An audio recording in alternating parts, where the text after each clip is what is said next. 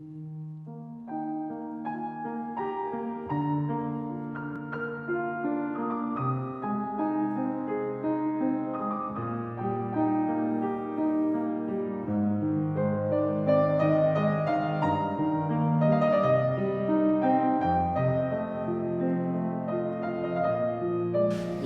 주제는 상당히 어려운 그리고 위험한 질문입니다. 기독교 안에는 여러 교파가 있는데 여러 교파가 있지만 기독교의 공통점은 역사 속에서 실제했던 한 인물, 예수라는 사람 혹은 그 사람의 무엇을 신으로 혹은 신적인 것으로 숭배한다 하는 게 공통점입니다. 그렇다면 이것은 10계명 중 제1계명을 범하는 게 명백합니다. 각종 신흥 종교들의 교주, 시달타 혹은 김일성을 신으로 숭배하는 단체가 있는가 하면 개신교도들은 곧잘 카톨릭을 마리아 숭배를 한다고 비난을 해야 됩니다. 그럼 우리들의 기독교 신앙은 우상 숭배가 아닌가? 남들이 하면 무엇이고 내가 하면 무엇이라는 이런 논리를 오늘 다루려고 합니다.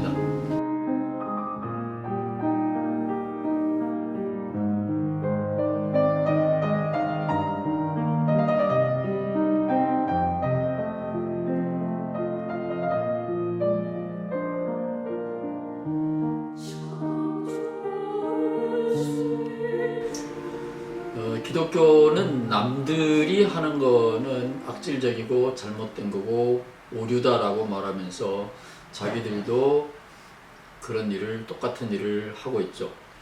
유대 기독교는 그들의 하나님이 나 외에는 다른 신을 두지 말라 이렇게 명령하셨다고 분명히 고백을 합니다. 그렇다면 예수 숭배하는 모든 기독교는 명백히 자가당착에 빠져 있습니다. 아무리 삼위일체라 할지라도 예수와 하나님은 한국식으로 말하면 주민등록번호, 존재하기 시작한 시간이 다르기 때문에 두 개체는 동일 개체도 아니고 주민등록번호도 숫자상으로 분명히 다릅니다.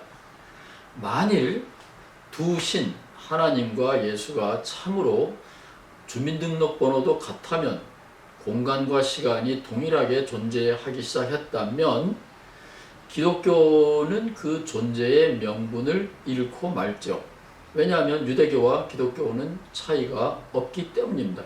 그럼에도 불구하고 기독교는 이 문제를 진지하게 생각하지 않습니다. 그래서 그런지 수많은 기독교인들은 예수의 신성, 예수의 신의 성격은 믿으면서 예수라는 사람의 인간성, 그의 인간성은 무지심하게 무시하고 있습니다. 이렇게 말들 하죠. 시달타는 사람이고 죽었지만 예수는 신이라 죽음을 이기고 부활하여 지금 살아 계시며 따라서 우리가 하는 예수 숭배는 우상 숭배가 아니다. 반면에 죽은 시달타 숭배, 죽은 김일성 숭배, 혹은 며칠 있다 죽을 수밖에 없는 교주 숭배, 이런 것들은 모두 거짓된 우상 숭배고 우리 예수 숭배는 참신을 숭배하는 것이다. 이런 논리는 단순한 무식한 폭력적인 논리며 철학적으로나 신학적으로 용납할 수 없는 논리입니다. 다시 요점을 정리하면 만약에 사람 숭배가 자동적으로 우상 숭배라면 불교, 유교, 북한 체제, 신흥 종교들과 마찬가지로 우리 기독교도 악질적인 우상 숭배에 빠져 있습니다. 본래 신이 아닌 역사 속의 한 인물을 절대화하는 행위라는 점에서는 여타의 개인 숭배와 현상학적으로 동일합니다. 미국식으로 말하면 피리어드, 여기서는 재론의 여지가 없는 확실한 잘못된 우상 숭배입니다.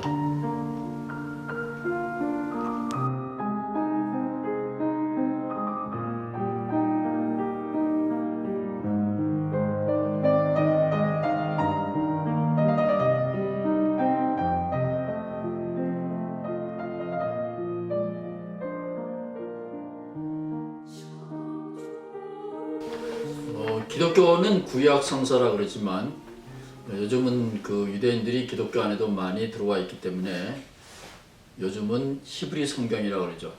이 구약 성서라고 하는 히브리 성경책에 신의 모습이, 참 신의 모습이 아주 탁월하게 그려져 있다. 저는 그렇게 믿습니다. 물론 그 히브리 성경책에는 신의 부정적인 측면들도 많이 들어있습니다. 예컨대 가나안을 정복하고 나서 그 피정복자들의 어린 아이 하나까지 남김없이 죽여야 된다라는 명령을 신이 내렸다라고 보는 건데, 이것은 참 신이 아니라 악마적인 신의 모습이라고 볼 수 있습니다. 그러나 그런 책, 바로 그 히브리 성경 안에는 제가 보기에는 참 신의 모습이 탁월하게 그려져 있습니다. 예를 들면 하나님이 아담, 아브라함, 모세 등을 대할 때 끊임없이 사람들과 대화를 나눕니다. 대화를 나눌 뿐만 아니라 진정한 대화는 자기 고집을 부리는 것이 아니라 흥정을 해야 되죠. 거래를 해야 되죠. 타협을 해야 되죠. 타협이 없는 대화는 대화가 아니라 엄포고 공포이죠. 자기 뜻을 일방적으로 전달하는 거죠. 근데 성서의 하나님은 사람들과 흥정, 거래, 타협을 서슴지 않습니다. 예를 들면 의인 50명만 있으면 소돔 고모라를 살려주겠다 그랬지만 아브라함이 간청하자 10명만 있어도 살려주겠다고 양보하고 타협을 하죠. 그런 거 하면 하나님이 이스라엘 히브리인들을 홍해에서 건져준 다음에 그들이 광야에 머무는 동안에 너무 빨리 배신한 거에 대해서 너무 화가 난 나머지 이 이스라엘 백성을 광야에서 그냥 한꺼번에 몰살시키고 싶었지만 그 분노한 신을 모세가 살살살살 달려서 타협을 하게 하죠.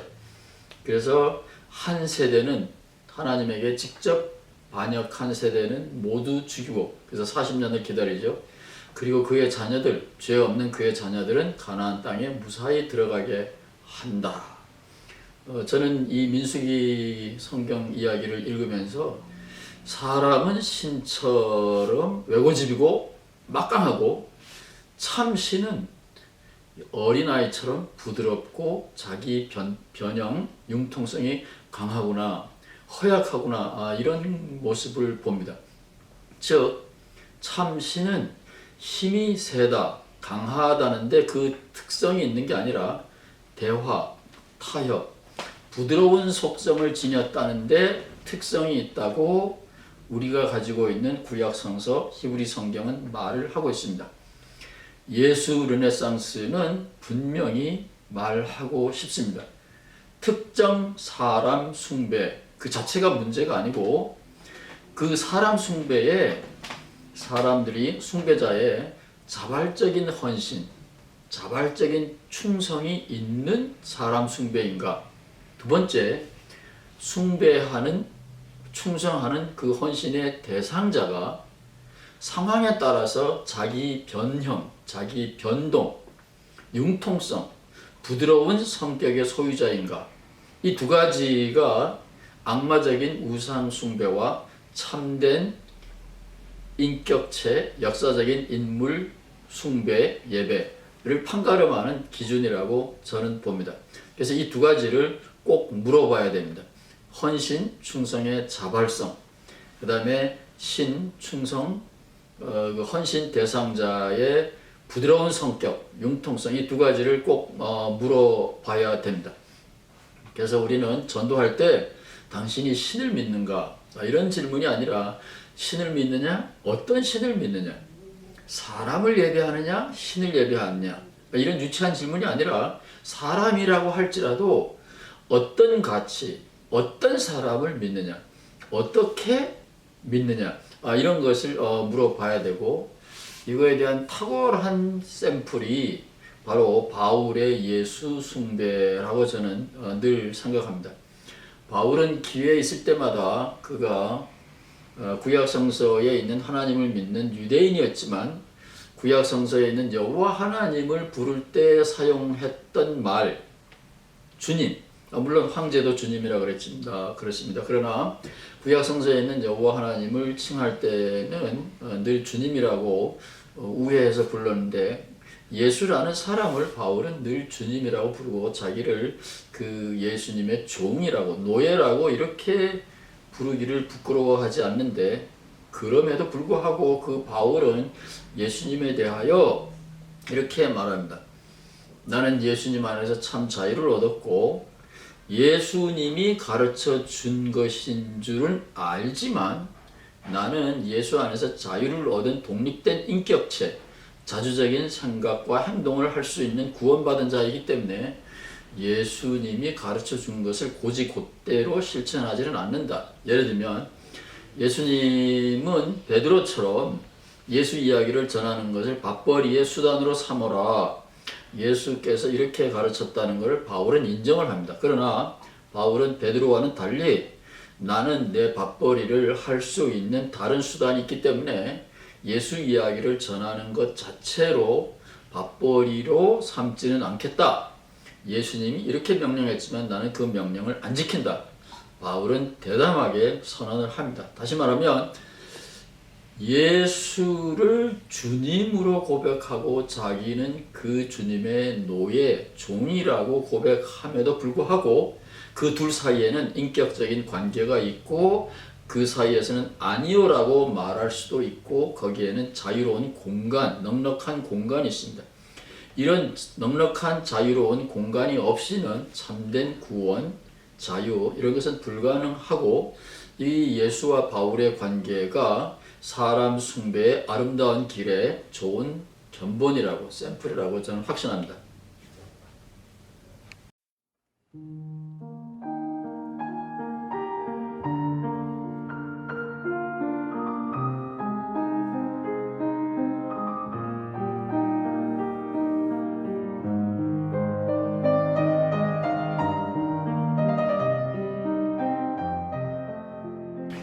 위에서 그 사람이냐 신이냐가 문제가 아니라 어떤 가치를 어떤 방식으로 숭배하느냐 이런 것을 물어야 된다고 했고 참된 숭배와 거짓된 악마적인 숭배를 판가름하는 두 기준이 자발적인 헌신과 충성이냐 그 다음에 우리의 헌신과 충성의 대상의 속성, 성격이 상황에 따라 변할 수도 있는 타협이 가능한 융통성이 있는 부드러움이 있는가 이 두 가지가 필요하다고 그랬고 이것이 우리 사람은 인격체이기 때문에 자주적인 생각을 하고 있는 존재이기 때문에 사람들의 문제를 우리는 다루고 있고요.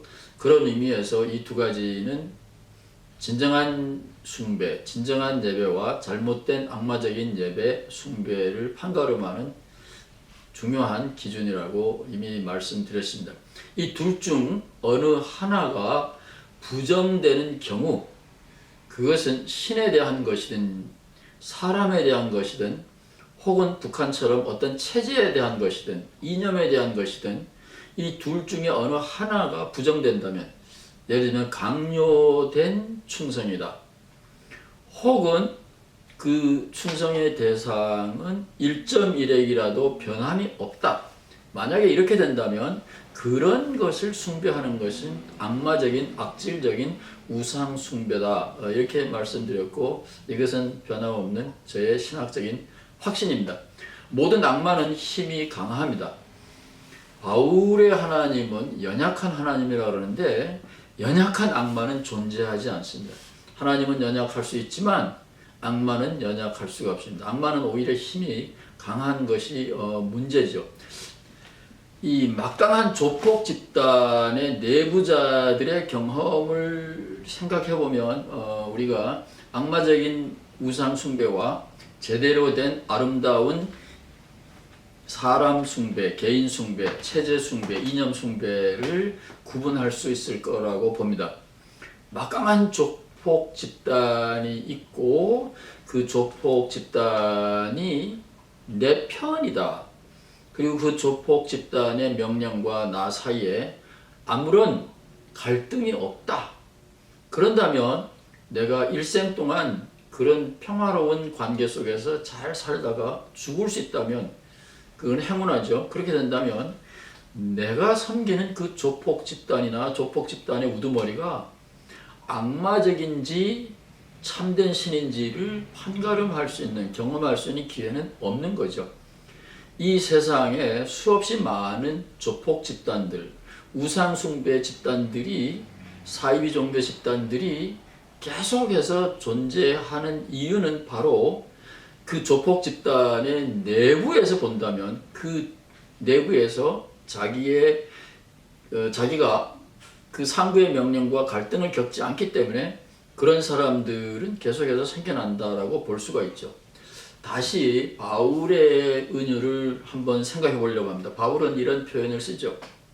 기독교인을 향하여 너희들이 어린 아이처럼 있으면 안 되고 이제는 시간이 지났으니까 장성하여 어른이 되라, 이런 말을 하는데, 어린 아이와 성인, 어른의 차이는, 어린 아이는 상부의 명령에 아무런 불평불만이 있을 수 없는 상태고, 어른이 된다라고 하는 것은 바울이 예수님의 명령에 대해서도 아니요라고 말할 수 있었던 것처럼 자기의 생각, 자주적인 생각을 품게 되는 것을 말하고, 바울은 이것을 부드러운 음식이 아니라 딱딱한 음식도 즐긴다라고 말을 하고 있습니다. 이거는 상당히 어려운 거죠. 상부의 명령과의 갈등을 견딘다라는 것은 바울의 은유로 말하면 우리가 딱딱한 음식을 즐기는 어른이 되는 겁니다. 자주적인 생각이라고 하는 것은 쉬운 게 아니죠. 신의 명령과 갈등을 겪으면서도 그 신을 계속 숭배한다라는 것은 딱딱한 음식을 먹는 것처럼 우리에게는 힘든 겁니다. 그러나 성서에 의하면 그 신도 사람들의 요구에 따라서, 상황에 따라서 부드럽게 자기를 변형시키는 융통성 있는, 열려져 있는 신이고, 그래서 저는 그 신은 참신이라고 감히 말할 수 있습니다. 그런 거 하면 요즘 그 세계의 많은 뉴스를 장식하고 있는 이슬람들 일부에서는 인피델, 곧 상부의 명령에 충성하지 않는 자들을 인피델, 변절자라고 부르고, 그 사람들에 대하여서는 혹독한 폭력을 가하면서 이것이 거룩한 전쟁이라고 이름을 붙입니다. 그렇게 하여 잔인하게 내부든지 외부의 사람들을 인피델, 불충실한 사람들, 변절자들이라는 낙인을 찍으면 잔인하게 죽여버리는데, 이런 것들이 바로 이 악마 숭배의 결과라고 저는 봅니다. 타협, 융통성, 그런 것이 없는 힘, 이것은 악마적인 힘의 대표적인 경우고, 그 힘의 출처가, 역사적인 기원이 하늘에서 왔든지 사람에게서 왔든지 그것은 중요한 것이 아니라고 봅니다. 이런 악마적인 강한 힘의 숭배는 내가 그 안에 있는 동안에는 일시적으로 평안이 있고 자유가 있겠지만, 길게 보면 인격적인 진정한 자유는 있을 수가 없습니다. 인격적인 구원, 인격적인 자유는 언젠가는 사랑하는 사람과, 충성하는 사람과 갈등에 빠질 수도 있습니다. 아니요라고 말할 수도 있습니다. 그래서 타협, 변형, 융통성, 거래, 흥정, 이런 것들이 전통적으로는 나쁜 가치로 치부되고 있는데, 그런 것들은 바로 악마적인 힘들이 우리를 길들이면서 사용했던 이데올로기죠. 성서에 있는 참 하나님, 성서에 있는 바울과 예수의 관계에는 열려져 있고 융통성이 있는 아름다운 예배, 숭배의 샘플입니다. 지구의 인류 역사는 지구 전체의 역사에 비하면 그렇게 길지는 않지만, 지구 위의 인류의 역사는 이런 악마적인 숭배는 결과적으로 사람을, 생명을 구원하지 못한다라는 것을 충분히 입증해 주고 있습니다.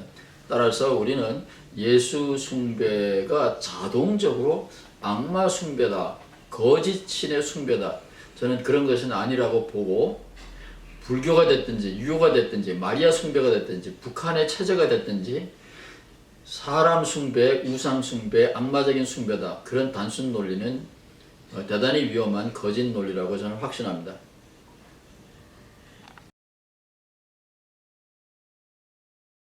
예, 기독교의 삼위일체 논리에서 시작하여 예수라는 사람을 숭배하는 것이 우상 숭배인가 이런 이야기를 했고요.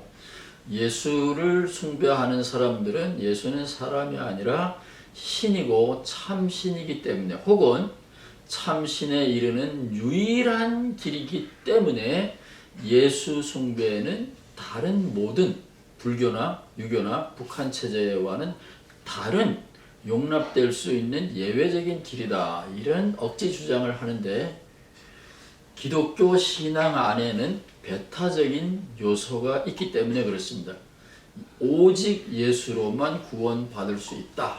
이런 주장이 사도행전에도 있고 요한복음에도 있기 때문에 기독교인들은 내가 하는 것은 옳은 것이고 남들이 하는 사람 숭배는 우상 숭배다. 이런 헛된 논리를 퍼뜨리고 있는데 다음 시간에는 기독교 내부에 있는 오직 예수, 구원 얻을 만한 다른 이름은 주지 않았다. 예수로만 구원받을 수 있다. 이런 배타적인 신앙 고백을 우리 예수 르네상스는 어떻게 이해해야 할 것이냐.